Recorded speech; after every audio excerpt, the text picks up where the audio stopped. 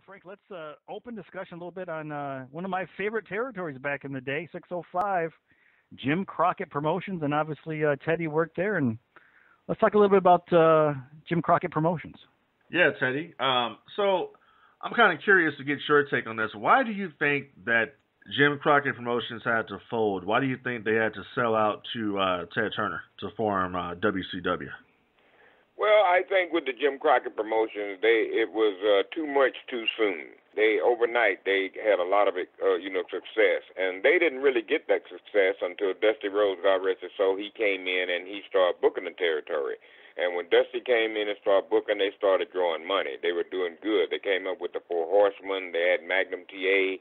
Back, a lot of good stuff, Rock and Roll Express, Midnight Express, a lot of great teams, a lot of great wrestling. So they were really doing good. So I think, they just didn't know really how to manage their money. I remember they had a plane that they bought, and I remember Jim Crockett's sister, she, had the hots for Luger.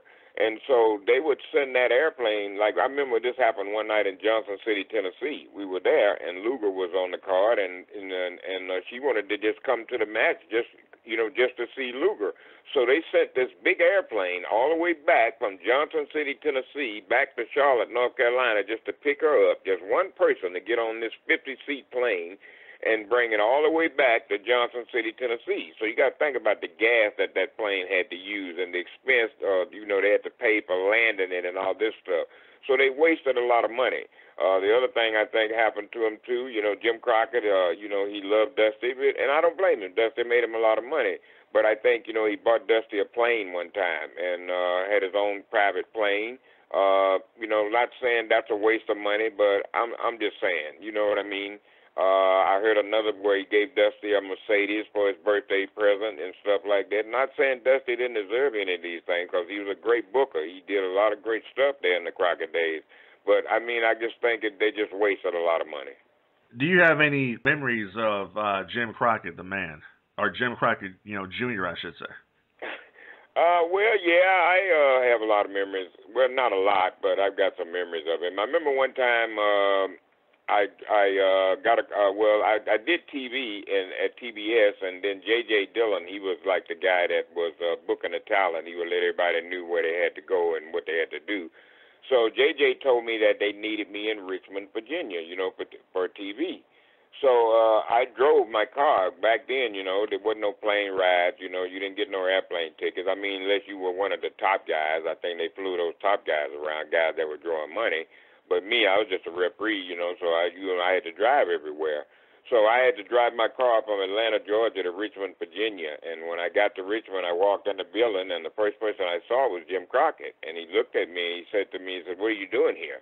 I said, well, JJ told me that you guys needed me for TV. I came to work. And he said, well, we don't need you.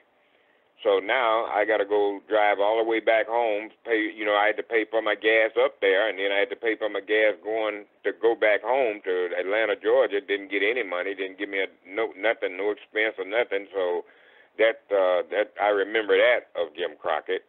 I remember one time that I got on the G1 on his airplane. It was in Boone, North Carolina. And I was going to drive back. Well, I had already drove from Atlanta to Boone, North Carolina. Jesus Christ, that's about 400 miles. So I was going to drive back from Boone, North Carolina, back to Charlotte that night. And so I got on the plane, and I wanted to get a beer. I was going to drink a beer before my ride. So I remember Robert Gibson was on the plane, one of the Rock and Roll Express, and he told me, come on, man, I'll get you a beer. And so I got on the plane to get the beer, and Jim Crockett looked at me and said, nigga, what are you doing on this plane? So I got off the plane, and Robert Gibson, he was the guy that I guess he felt bad for me, so he got in the car with me, and he rode back to Charlotte with me where I wouldn't have to drive back by myself. And I guess the obvious question would be, Teddy, with all these incidents that you had down there at Jim Crockett Promotions, why did you continue to work there? Why did you stay there? Well, because I wanted to try to make it. My dream was to try to get in professional wrestling. And once I got that job as, the referee job, I kind of got in really a little bit where I could get behind the scenes and, kind of see how things work. So as I gradually saw how things worked, I wanted to be a part of it. So And then another thing, Frank, I really just can't hardly really answer that. I don't know why I stayed. I guess it was just, I wanted to live my dream is to become a big, big person in professional wrestling, and I guess God just saw it and I didn't see it, and He blessed me to continue to stay there. So I guess you can kind of see the TNA's talent's dilemma when, they get behind and pay. But as you said, you wanted to make it in the business, and that's why a lot of these guys hang on is, hey, I want to be a big star. I want to make it in this business. And even though I'm not getting paid right now, I'm on television and I'm getting a push. So I don't want to leave the territory right now. And the other thing, it wasn't like I was even really getting a push. I was just a referee. Just doing my job. That's what I'm saying. I guess it was just something that I wanted to do, and God saw the future. I didn't. I had no idea that I was going to go from refereeing to where I made it. So, I guess it was just, for me to do that. Frank, I think when I think of Jim Crockett Promotions, I think it's one of those very underrated territories. And as the years go on, people will remember less and less about the Crockett territory. That was 605 back in the mid-'80s was a must-see time for me. I would love to sit down and watch the show, and I was always upset when the Atlanta Braves would go long, or the fishing show was on right before it that would go long, and I'd love to see 605. They had the War Games back in the day. They had the Great American Bash before it was just a single pay-per-view event. I remember it was a summer event where it was like 15, 16 dates, and it was a tour. They would have the Nikita Koloff versus Magnum TA in the best-of-7 series for the U.S. Championship, and they had one year a gimmick where Ric Flair was defending the championship on every show. So one night he would wrestle Road Warrior Animal, one night he was wrestling Road Warrior Hawk, and one night it was Rock and Roll Express. Ricky Morton was getting a title shot. Next night it was Robert Gibson getting a title shot. I mean, they just came up with these great concepts. And then something happened.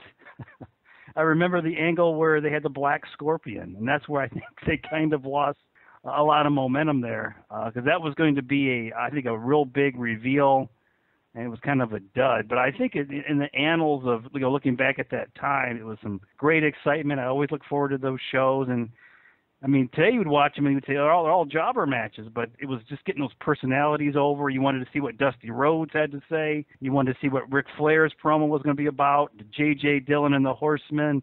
You got to see the Warriors come out and smash somebody in about 3 seconds. It was an exciting time, and yeah. Right, and let me comment on this too. Let me say this, because I was sitting here thinking, and so let me clear this up too, because I don't want nobody out there to hear this. I don't want nobody saying, well, Teddy Long was jealous of Dusty Rhodes because Dusty Rhodes had got all this, and well, he just jealous.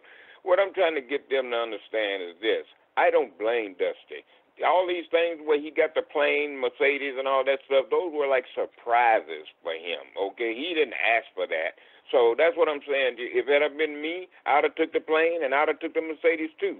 So I'm not saying it was Dusty wasting the money or spending the money. It was Jim Crockett that was wasteful, spending the money. If somebody bought me a Mercedes on the plane, I'd take it too. So let me get everybody clear. I'm not hating on Dusty. I love that man. He gave me my first job. I'm just showing how money was spent. Who in their right mind would turn it down? Really. I wouldn't turn the shit down if they wanted to give it to me. I wouldn't turn down at all. Somebody want to give me a Rolex or something? Would. Hell, I'll take it. Exactly. Nobody would turn that down. But it also, it kind of makes sense as to why they had to go belly up, why they had to sell out to Ted Turner. I mean, the bottom line too is Ted Turner probably had his eye on it anyways because he couldn't get the WWF. So the next best option would be to take this foundering territory, Jim Crockett Promotions, and turn it into WCW. Eventually, that's what they did. And the Black Scorpion came after, Jim Crockett Promotions. That was actually WCW, Steve. Yeah, it was still 605 back in the day, but yeah, that's when I was losing a lot of interest in wrestling at that time. I think, Teddy, bottom line is, Jim Crockett Promotion is just the excesses. They made a lot of money, but they spent a lot of money. You're talking about the private plane. We always heard about the 5-star hotels, the limo services, and now, Jim Crockett giving his talent, very expensive gifts. And I think that's ultimately why they went out of business, is that they didn't know how to manage money. They made a lot of money. They had a lot of success for a time, but then they didn't know how to, properly plan for the future in case they would have some some down times, and they just, you know, lived the high life and spent the money, and in the end, they went out of business, basically. Right. Well, that's kind of the way it was. It's unfortunate, but that's what happened. And, of course, then it was, I remember those UWF shows, the Mid-South shows that were taken over by Crockett's, and they just turned into all jobber matches. And the excitement of that show was all gone, and that promotion was going downhill fast. So, unfortunately.